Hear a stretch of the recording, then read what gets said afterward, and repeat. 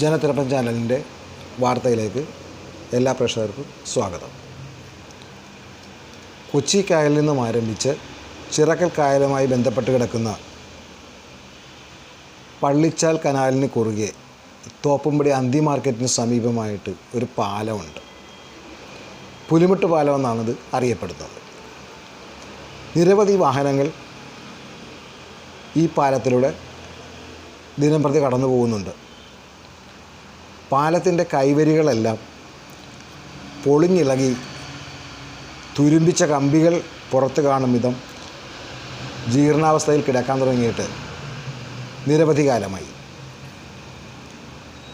പാലത്തിൻ്റെ കൈവരികളുടെ സ്ഥിതി ഇതാണെങ്കിൽ പാലം ജീർണാവസ്ഥയിലാണോ എന്ന് സംശയിക്കേണ്ടിയിരിക്കുന്നു. റോഡിലെ ടാറിങ് നീക്കി നോക്കിയാൽ മാത്രമേ ഇതിൻ്റെ അവസ്ഥ കണ്ടെത്താൻ കഴിയുകയുള്ളൂ.